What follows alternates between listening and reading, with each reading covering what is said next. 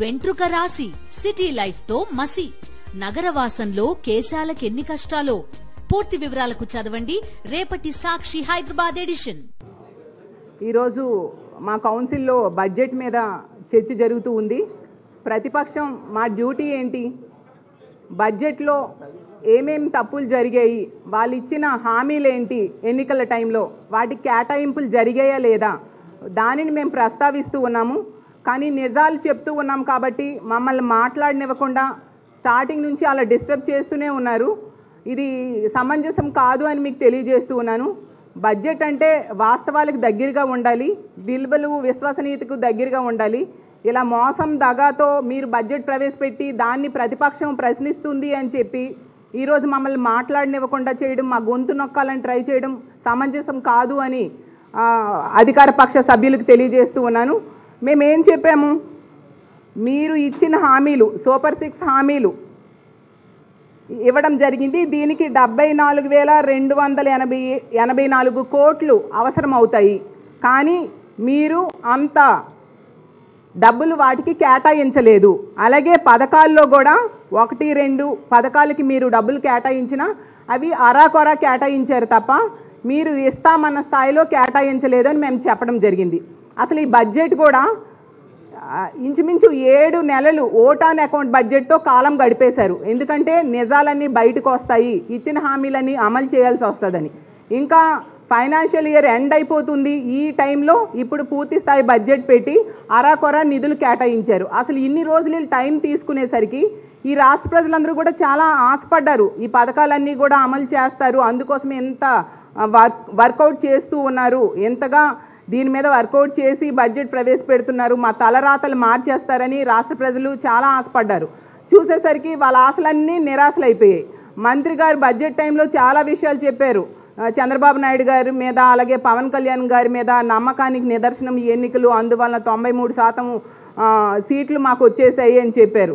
కానీ బడ్జెట్ చూసాక మాత్రం ఆ నమ్మకం వమ్ము చేశారు అనే విషయం అర్థమైపోయింది. ఎందుకంటే అడుగడుగునా ప్రజలకు మోసం చేశారు. మరి అదేదో డైరెక్ట్గా లబ్ధిదారుడికే ఇవ్వచ్చు కదా.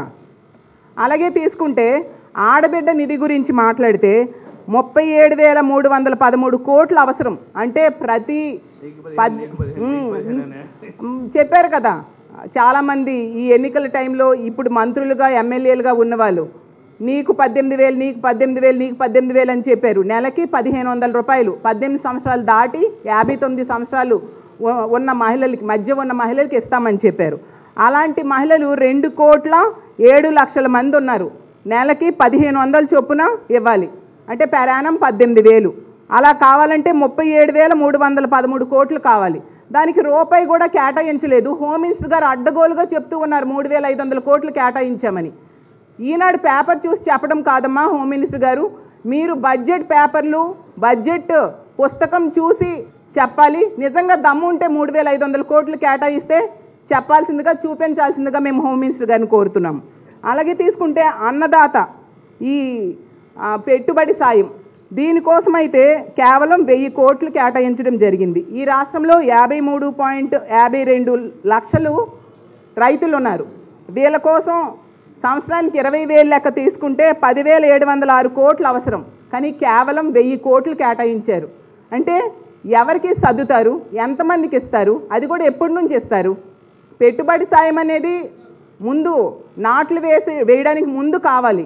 కానీ ఇప్పుడు ఆల్రెడీ కోతలు అయిపోతూ ఉన్నాయి. ఇంతవరకు ఇవ్వలేసారు కదా. ఆ కేటాయించిన 1,000 కోట్లు ఎవరికి ఇస్తారు? అది మేము అడుగుతున్నాం. అందులో తప్పేముంది? బడ్జెట్లో మీరు ఇచ్చిందే కదా మేము అడుగుతున్నాం. అలాగే యువగలంలో మీరే చెప్పారు 20 లక్షల ఉద్యోగాలు ఇస్తాము, లేదా ఒక్కొక్కరికి 3,000 రూపాయలు నిరుద్యోగ భృతి ఇస్తామని చెప్పి మరి ఇవ్వాలి కదా. ఇప్పుడు తీసుకుంటే 5-6 నెలలు అయింది, ఒక్క ఉద్యోగం కూడా ఇవ్వలేదు. డిఎస్సి ప్రకటించారు, ఈ మంత్ 5వ తేదీన నోటిఫికేషన్ ఇస్తామని చెప్పారు. ఏదా నోటిఫికేషను?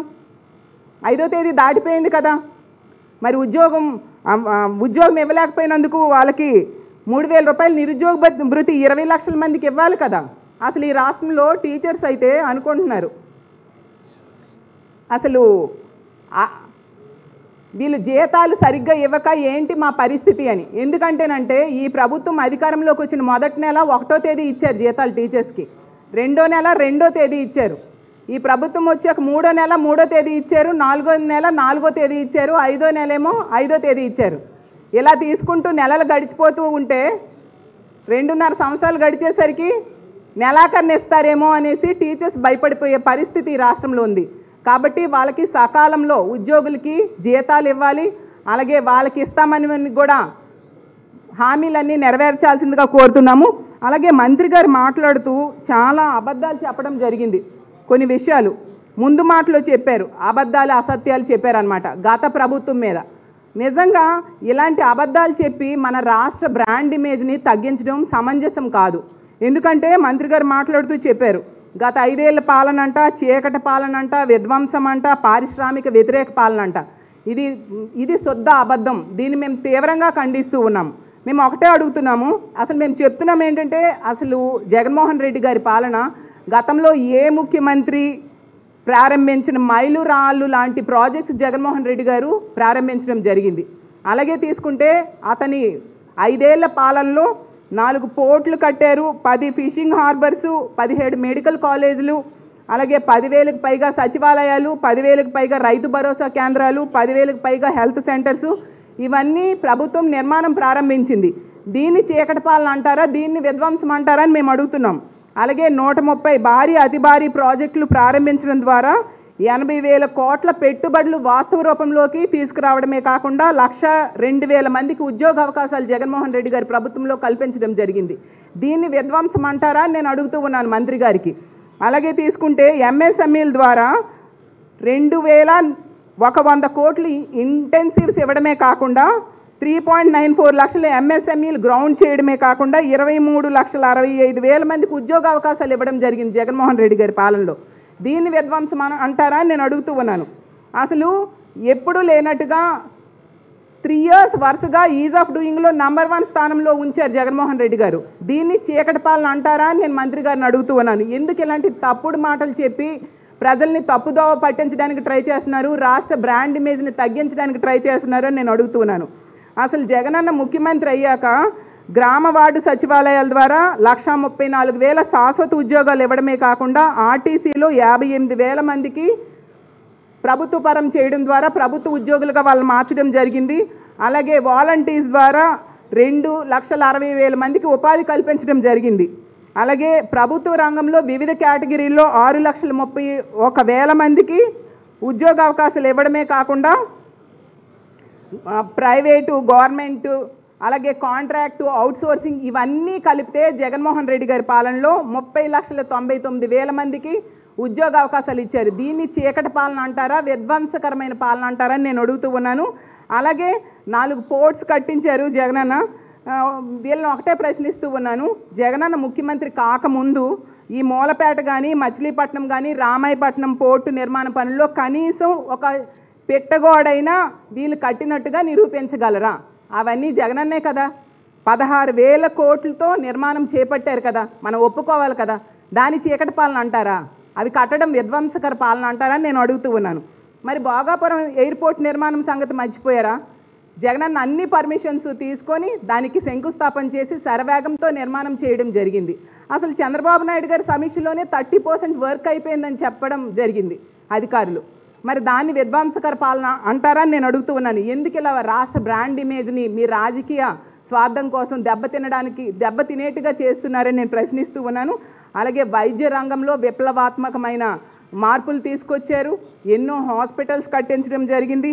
అలాగే దశాబ్దాలుగా ఎంతో సమస్య, కిడ్నీ సమస్య, దానికోసం మనం చూసాం 700 కోట్లతో శాశ్వత మంచినీటి పథకాన్ని ప్రారంభించారు. 85 కోట్లతో 200 పడకల hospital kidney research centre Jaganmohan Reddy గారు తీసుకొచ్చారు. అది విధ్వంసకర పాలన నేను అడుగుతున్నాను వీళ్ళకి. అంటే అబద్ధాలు చెప్పి ప్రజల్ని మభ్యపెట్టాలనుకోవడం చాలా తప్పు, ప్రతిపక్షం గొంతు నొక్కాలనుకోవడం మరింత తప్పని తెలియజేస్తూ ఉన్నాను. అలాగే మంత్రి గారు మాట్లాడుతూ చెప్పారు, ఏంటి ఈ ప్రభుత్వం వచ్చినప్పటి నుంచి పునర్నిర్మిస్తున్నారట. మెడికల్ కాలేజీల నిర్మాణం ఆపేయడం పునర్నిర్మాణమా అని నేను అడుగుతూ ఉన్నాను మంత్రి గారికి. అలాగే నాడు నేడు ద్వారా అభివృద్ధి చెందుతున్న పాఠశాలల డెవలప్మెంట్ని ఆపేయడం పునర్నిర్మాణమా అని నేను అడుగుతున్నాను. ప్రభుత్వ పాఠశాలల్లో CBSE, IB సిలబస్ తొలగించడం పునర్నిర్మాణం అని నేను అడుగుతున్నాను. రోడ్లేమో పీపీపీ ద్వారా ప్రైవేట్ పరం చేయడం పునర్నిర్మాణం అని నేను అడుగుతున్నాను. మద్యం షాపులకి ప్రైవేట్ వ్యక్తులకి ఇచ్చేయడం పునర్నిర్మాణమా అని ఈ ప్రభుత్వాన్ని నేను ప్రశ్నిస్తూ ఉన్నాను. ఊరూరా బెల్ట్ షాపులు ఈరోజు చూస్తే ప్రతి దగ్గర కూడా బెల్ట్ షాపులు మనకు కనిపిస్తూ ఉన్నాయి. అదా పునర్నిర్మాణం అని నేను అడుగుతూ ఉన్నాను. ఇసుక గతం కంటే ఎక్కువ రేట్ అయిపోయి భవన నిర్మాణ కార్మికులు పని లేక ఇబ్బంది పడే పరిస్థితి. దీన్ని పునర్నిర్మాణం అంటారని నేను అడుగుతూ ఉన్నాను. కాబట్టి అలాగే ఈ బడ్జెట్ మొత్తంలో ఒకే ఒక నిజం చెప్పారు, ఏంటంటే అప్పు, రాష్ట్రం తాలూకా అప్పు 6,46,000 కోట్లు ఉందనేసి చెప్పడం జరిగింది. అదొక్కటే నిజం. ఇదిగోండి వాళ్ళ ప్రజాగలం మేనిఫెస్టోలో చెప్పారు రాష్ట్రం అప్పు 13 లక్షల కోట్లు ఉంది అనేసి.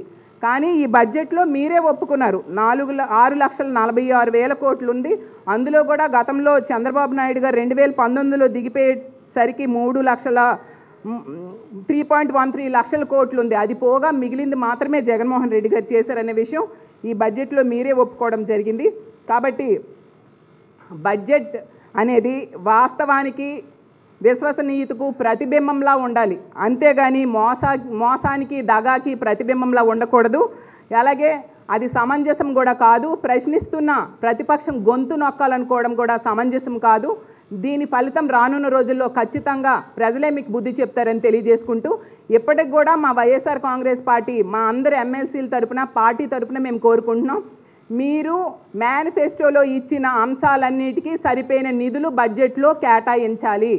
ఇప్పుడు కేటాయించినవి సరిపోవు కాబట్టి వాటిని మార్చైనా, మీరు చెప్తూ ఉంటారు కదా సంపద సృష్టి చేస్తాము అనేసి, ఆ సంపద సృష్టి ఏదో చేసి మేనిఫెస్టోలో ఇచ్చిన అంశాలన్నిటికీ సరిపోయే నిధులు మీరు కేటాయించాల్సింది